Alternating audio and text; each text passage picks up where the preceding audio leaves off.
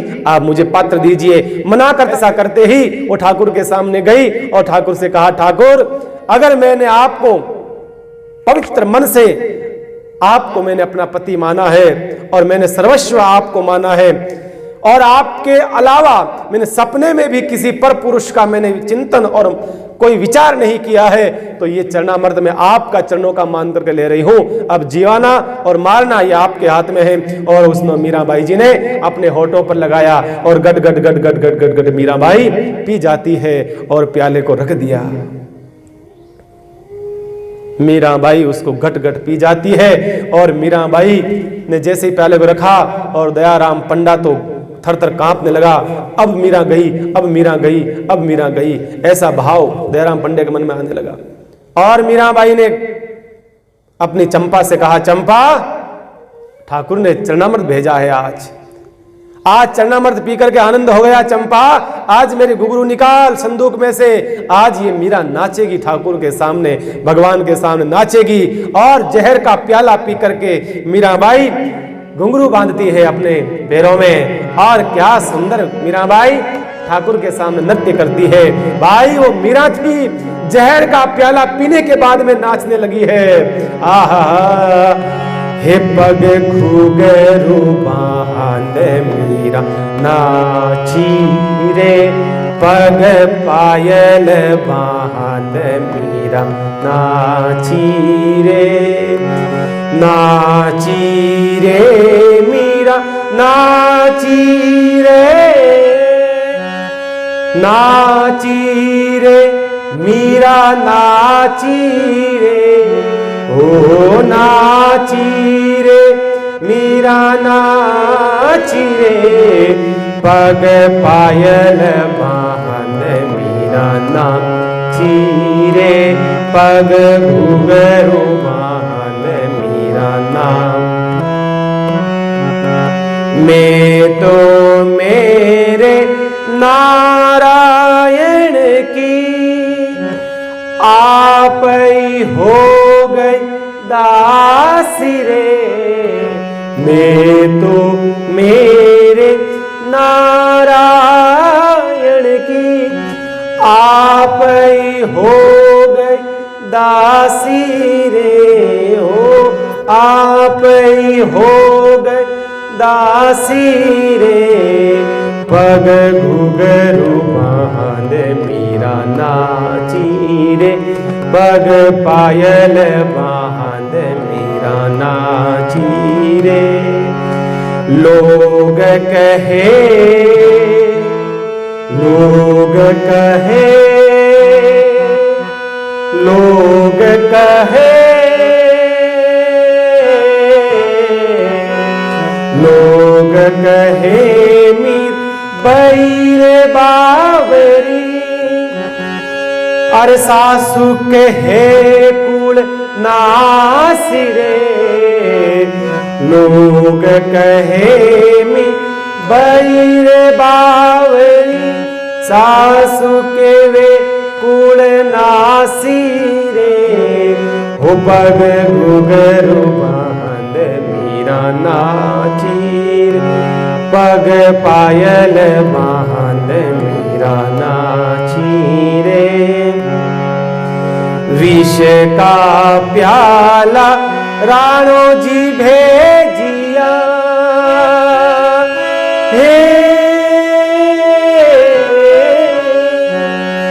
विष का प्याला राणो जी भेजिया, विष का प्याला राणो जी भेजिया, अरे पीवत मीरा हासी रे, हो पीवत मीरा हासी रे, हो पग घुंघरू बांध मीरा नाची रे, हो पग पायल बांध मीरा नाची रे।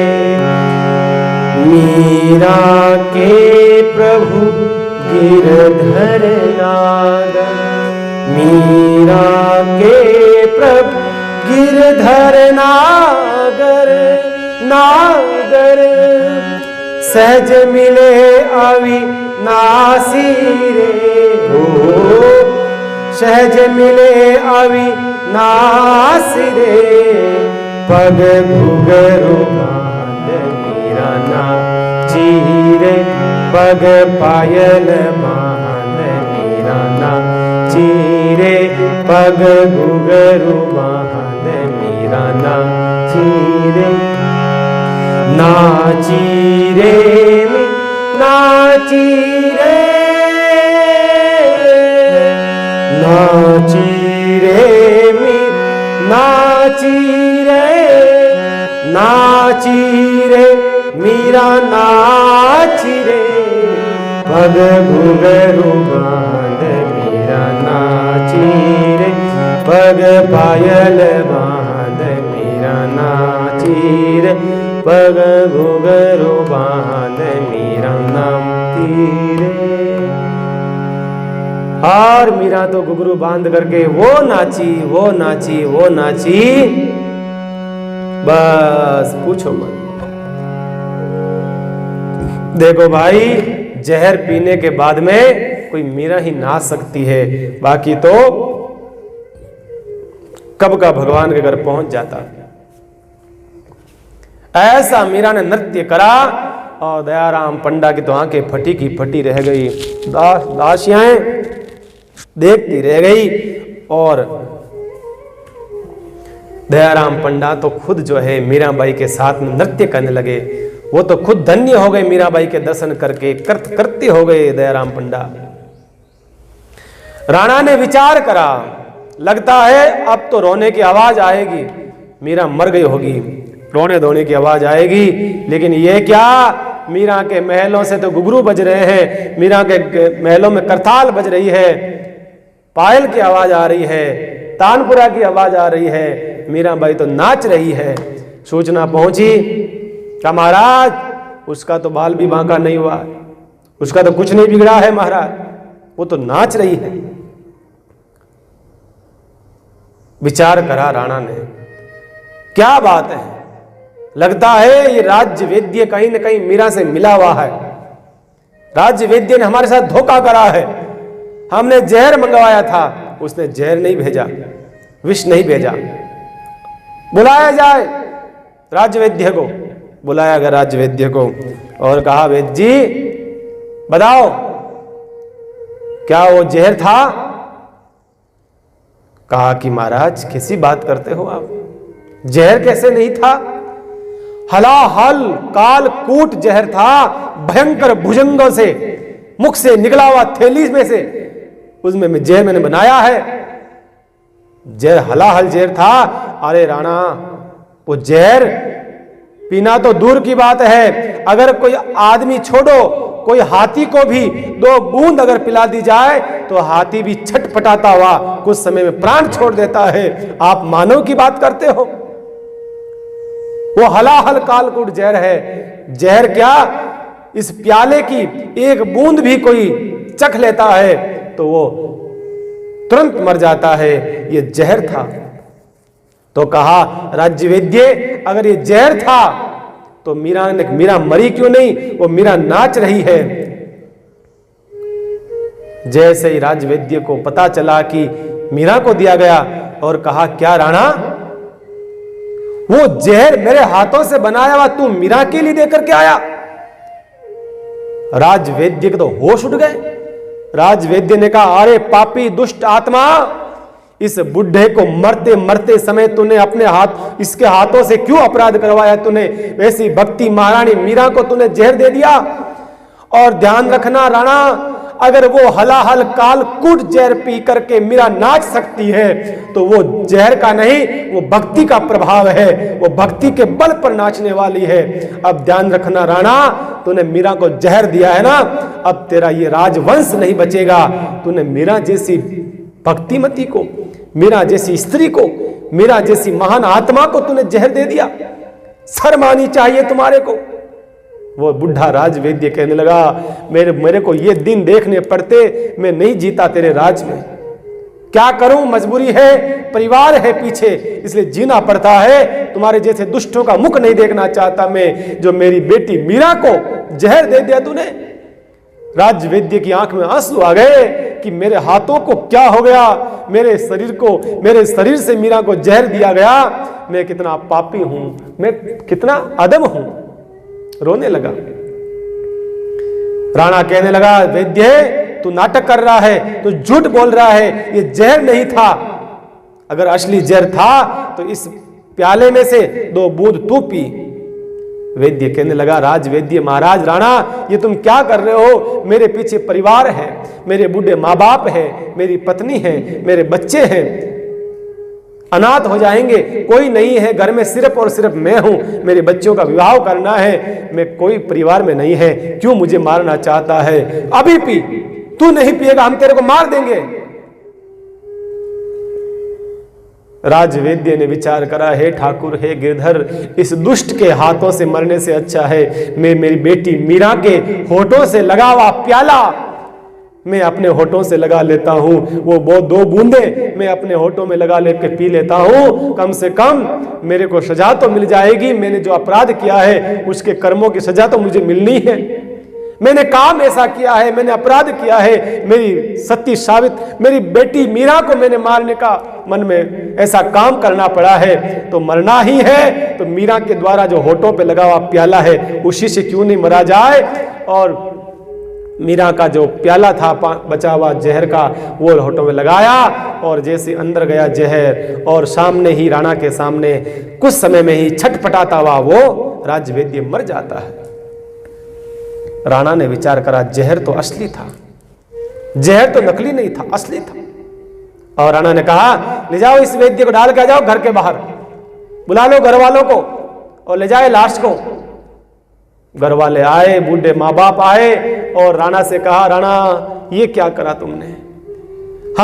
इन्होंने जिंदगी भर अपनी सेवा दी है, राजमहलों में जिंदगी भर दवाएं दी है, घोट घोट करके जिंदगी हो गई दवाएं, आप लोगों का स्वास्थ्य ठीक करा, उसके बदले में आपने इनाम दिया ये मौत। राणा ये आपने क्या करा? आपने बहुत बुरा करा, हमारा परिवार उजड़ गया। बूढ़े माँ बाप रोने लगे। कहा, ले जाओ तुम्हारे इस लाश को, राणा ने कहा। और राणा के कहने के बाद में उस लाश को उठा करके घर में लाए। घर में ला करके वो परिवार के लोग रोने लगे। राजवैद्य की लाश घर में पड़ी है, बीचों बीच जोर जोर से आवाज आ रही है रुदन की। उसी रास्ते से उनके घर के बाहर से मीराबाई जी की दासी केसर निकल रही थी। वहां से केसर को आवाज आई और देखा कौन रो रहा है। अंदर जाके देखा तो वही राजवैद्य जो मीराबाई जी के पास में कभी कभी आया करते थे। राजवैद्य मरा पड़ा है। उस केसर ने कहा, अरे आप ये क्या हुआ? अरे वैद्य जी को क्या हुआ? कहा, क्या बताएं भाई साहब, क्या बताएं, हमारे वैद्य जी ने जहर बनाया था और विक्रम ने कहा था जहर लाने के लिए। ये पता नहीं था ये विक्रम जहर माँ मीरा को देगा, ये पता नहीं था। और वो जहर पी करके आपकी मीरा तो धन्य हो गई, नाचने लगी, पर हमारे ऊपर ये गाज गिर गई, हमारे ये मर गए। माँ बाप रोने लगे। चमेली केसर कहने लगी, नहीं नहीं नहीं नहीं नहीं, ऐसा नहीं हो सकता है। हमारी मीराबाई जिस जहर को पी करके नाच सकती है, उस जहर से कोई दूसरा मर नहीं सकता है। ये ऐसा नहीं हो सकता है। आप एक काम करो, आप इनको कहाँ ले जा रहे हो? कहा, बस बेटा अब इनको अग्नि संस्कार करेंगे, अब इनको ले जा रहे हैं शमशानों की ओर गांव वाले। कहा, मेरी बात मानो, इनको आप एक बार हमारे मीराबाई साहब के पास में ले चलो, मीराबाई साहब के महल के बाहर ले चलो। क्या पता मीराबाई, हमारी मीराबाई इनके ऊपर कृपा कर दे और इनमें प्राण आ जाए। थोड़ा सा आप मेरी बात मानो, आप ये काम करो। केसर के कहने से उन्होंने उस लाश को उठाया और मीराबाई के महल के बाहर उस लाश को रख दिया। बंधुओं, और रोने लगे और कहने लगे, बेटी मीरा, मीराबाई साहब, मीराबाई साहब, मीराबाई साहब बाहर आओ, बाहर आओ भाई साहब। मीराबाई साहब ठाकुर जी की पूजा में बैठी हुई थी, उठ करके बाहर आई और देखा वो राजवैद्य जी पड़े हैं मरे हुए। और कहा, अरे ये वैद्य जी के क्या हुआ? अरे मेरे वैद्य जी के क्या हुआ? मीराबाई बाहर आकर के पूछती है परिवार वालों से। कहा, क्या हुआ हमारे वैद्य जी को? कहा, बेटा मीरा भाई साहब, मीरा क्या बताएं, आपको जो जहर दिया गया था वो हमारे से धोखे में दिलाया गया था, हमारे वैद्य जी के द्वारा। परिणाम स्वरूप राणा ने इनको जहर पिला दिया और ये मर गए। बेटा हमारे परिवार में और कोई नहीं है, ये अकेले थे, आप कुछ भी करके हमारे इनको जीवित कर दो। माँ बाप रोने लगे, मीरा के सामने हाथ जोड़ने लगे, पगड़ी को उतार रख दिया उसके माँ बाप ने वेद के। मीरा ने कहा नहीं नहीं नहीं, मैं जीवित क्या करूंगी, इनको तो ठाकुर जीवित करेंगे, मेरे में क्या है, मैं जीवित कर सकती हूं, ऐसा नहीं हो सकता है, नहीं मर सकते हैं ये, मेरे ठाकुर धोखा नहीं कर सकते हैं, इस प्रकार से नहीं कर सकते हैं। आए गिरधर गोपाल के सामने मीराबाई आई, हाथ जोड़ करके प्रणाम करके कहा, मीरा कहने लगी, हे गिरधर गोपाल, क्या आप भी पक्षपात करते हो, आप भेदभाव करते हो? मैं जब जहर का प्याला पी रही थी तब मैंने प्रार्थना नहीं करी थी कि आपकी मीरा पी रही है, आपकी मीरा को जीवित रखना, मैंने ये नहीं कहा था, मैंने ये कहा था कि जहर पिया जा रहा है, आप जीवित रखना, मैंने ये नहीं कहा था सिर्फ मीरा को जीवित रखना, बाकी को मार देना, ये मैंने नहीं कहा था। पक्षपात करते हो गिरधर, मुझे नहीं लगता है आप पक्षपात करते हो, ये अनर्थ हो रहा है, ये आपके राज्य में ये गलत हो रहा है। राज्य वैद्य कैसे मर सकता है? अगर आपका प्रसाद अगर किसी ने पी लिया है तो? मीरा ने कहा नहीं प्रभु, ऐसा नहीं हो सकता। और मीरा जी ने ठाकुर के सिंहासन से तुलसी का दल उठाया और उठा करके वापस दरवाजे के पास में आई और वेदराज जी को कहा, चिंता मत करो, ठाकुर जी की सब कृपा होगी। और वेदराज जी के मुख में वो तुलसी का दल रखा है। और मीराबाई हाथ जोड़ करके भगवान से कहने लगी, हरि तुम हरो जन की पीर, अरे हरि तुम हरो जन की पीर, द्रौपदी की लाज राखी तुरत दीनो चीर, द्रौपदी की लाज राखी तुरत दीनो चीर, डूबत गजराज राखियो कियो बाहर नीर, डूबत गजराज राखियो कियो बाहर नीर, भक्त कारण रूप नरसिंह धरियो आप शरीर, हे भक्त के कारण रूप नरसिंह धरियो आप शरीर। और मीरा दासी लाल गिरधर, मीरा दासी लाल गिरधर, चरण कमल कोशी, चरण कमल कोशी, हरि तुम हरो अरे जन की पीर, हरि तुम हरो जन की पीर, हरि तुम हरो जन की पीर। मीरा तो आंखें बंद करके भगवान से प्रार्थना करने लगी, मुख में तुलसी दल दिया है। और जैसे ही वो प्रार्थना भगवान तक पहुंची और हरि हरि हरि हरि हरि हरि कहते हुए महाराज वो मरे थे जो वेदराज जी, वो वापस उठ बैठते हैं और मीरा के चरणों में गिर पड़ते हैं और कहा, बेटी धन्य हो गया, मैं धन्य हो गया, बेटी धन्य हो गया, तेरा प्रसाद मुझे मिल गया, तेरे गिरधर का प्रसाद मिल गया, मैं धन्य हो गया। परिवार वालों ने कहा, बेटी मीरा धन्य हो गया, इतने साल तक हमने इस दुष्ट रावणा के सेवा करी थी, नौकरी करी थी, अब हम नौकरी उसकी नहीं करेंगे मीरा भाई साहब, अब हम नौकरी आपकी करेंगे। मीरा ने कहा, नहीं तो आप मोरी करो नौकरी, ना राणा की करो, नौकरी करनी है तो सेठ सांवरा की करो, वहां पर करो नौकरी, मेरी नौकरी नहीं करनी है। उसके बाद में वो परिवार सदा के लिए वहां से छोड़ देता है और मीराबाई के साथ में वैष्णव बन जाता है, दीक्षा ले लेते हैं, मानो वो भजन में लग जाते हैं, सत्संग में लग जाते हैं। भाई ये कथाएं सिर्फ और सिर्फ कथाएं नहीं है, ये जीवन परिवर्तन करने के लिए बहुत बड़ी हमारे जीवन में सीख है। ये हृदय में अगर बैठ जाए तो भाई कथाएं, मेरा चरित्र कहना सरल है, लेकिन मीरा चरित्र को समझना बड़ा कठिन है, बहुत कठिन है मीरा जी के जीवन को समझना।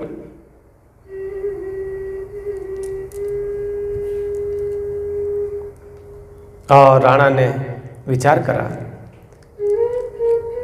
राणा ने उदा को बुलाया। उदा से कहा, उदा ने कहा, महाराज काई उदा उदा करो, थाना तो काम एक ही सीधो कोनी के काई हो के वो वेदराज तो जिंदो होगो पाछो जीव तो होगो। उदा कहने लागी, राणा जी मन लागे बा टोना टोटका करे, बा मीरा कम नहीं है। राणा कहने लगा, उदा चिंता मत कर, वेद ने जहर नहीं बनाया था, अब हम क्या करेंगे, जहर नहीं, अब हम तो सीधा ही नाग को भेजेंगे, सीधा नाग को भेजेंगे हम।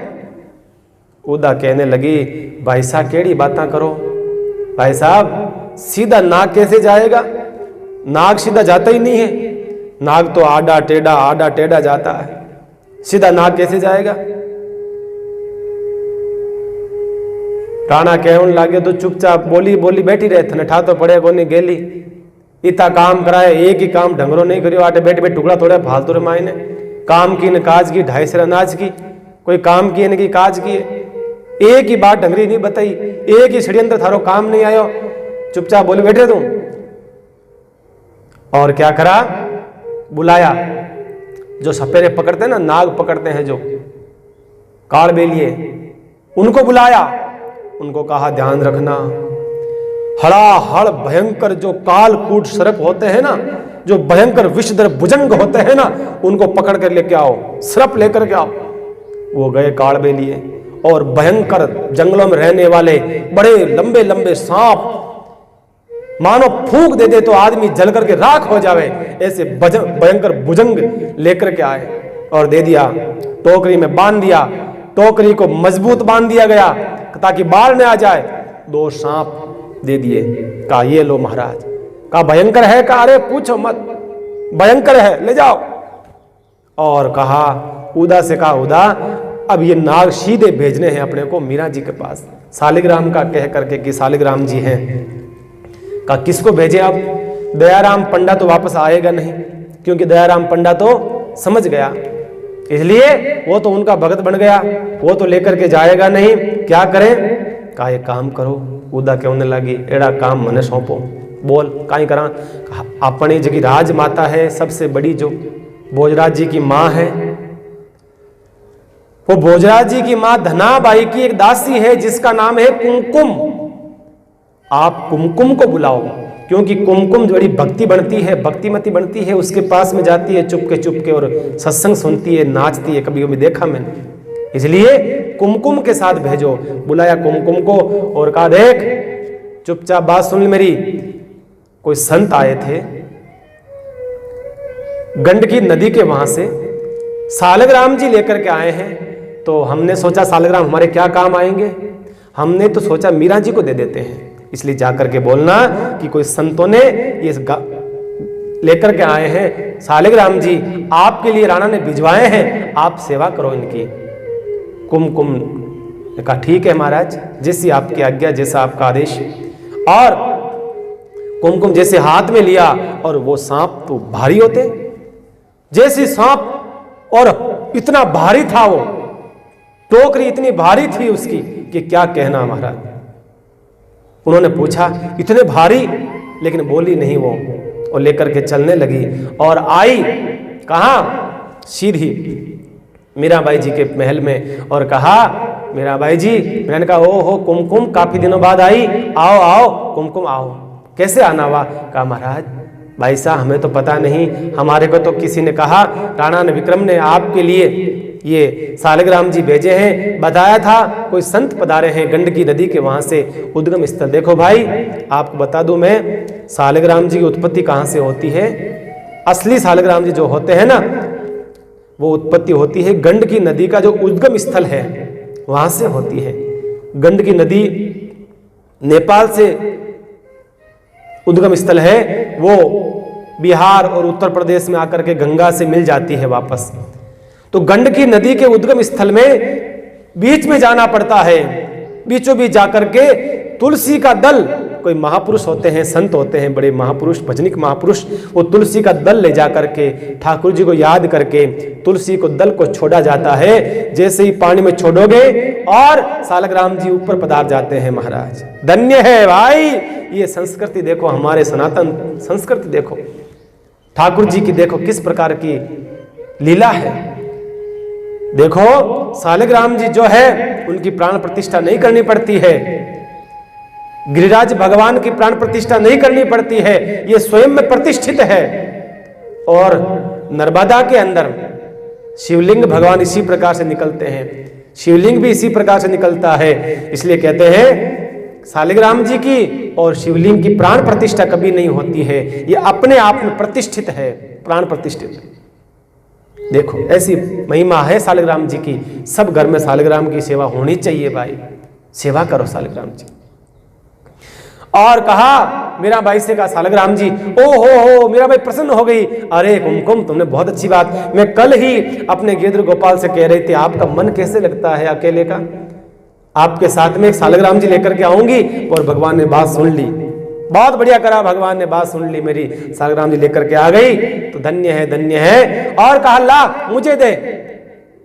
और चंपा ने जैसे हाथ में लिया, पहले चंपा ने कहा भाई साहब बहुत भारी है, ये तो बहुत भारी है, का मत लो भाई साहब मत लो, इसमें लगता है राणा विक्रम ने और कुछ आपके षड्यंत्र करा है। मीरा ने कहा तू चुप रहे, तू तो ऐसी बोलती रहती है बार बार बार बार। मीरा ने ले लिया और मीरा ने ले करके जैसे ही थोड़ा सा ढीला करा, रस्सी को ढीला करा, और भुजंग तो अंदर बैठे थे, जोर से बाहर निकल, दोनों सर्प बाहर आए और ऐसे खड़े हो जाते हैं सर्प। और जैसे सर्प को देखा चंपा तो भागी अग्नि लेने के लिए, ताकि अग्नि से डरते हैं, और कुमकुम भागी, चमेली कहते हैं चमेली भागने लगी भगवान गिरधर के सामने प्रार्थना करने के लिए, और कोई कहीं भागती है, कोई कहीं भागती है, चारों तरफ भागने लगे। और मीराबाई ने जैसे ही देखा वो जो सांप था, एक सर्प मीराबाई के गले में आके लपट जाता है, और दूसरा जो सर्प था वो अंदर था। मीराबाई ने फूल बिछे हुए थे, फूल को जैसे ही देखा अंदर सर्प नहीं, अंदर तो सालिग्राम जी महाराज विराजमान है। भगवान की अनंत कृपा देखिए आप, सर्प सालिग्राम बन गए। ये भगत की तपस्या का प्रभाव है, साधना का प्रभाव है।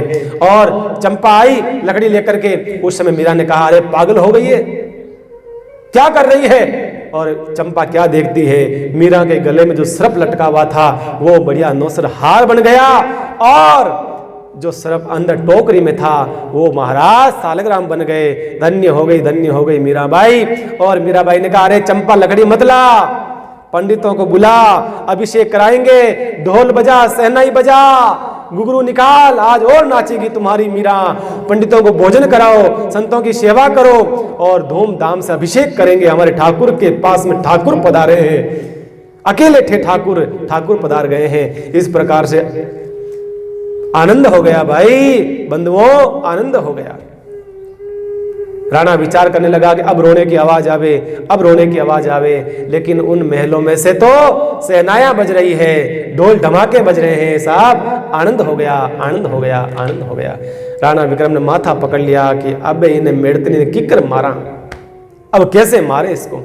इस प्रकार से भाई मीरा जी के जीवन में संकटों का तो कोई कमी नहीं है, आते जा रहे हैं। और विक्रम और षड्यंत्र रचता है, आगे किस प्रकार से षड्यंत्र और रचता है, मीराबाई को मारने का प्रयास किया जाता है, लेकिन स्वयं खुद मारने के लिए आता है मीराबाई जी को वो राणा, लेकिन ठाकुर बचाने वाला है, परमात्मा बचाने वाला है। अद्भुत कथा का प्रसंग आप लोग बड़े प्रेम से सुनते जाइए।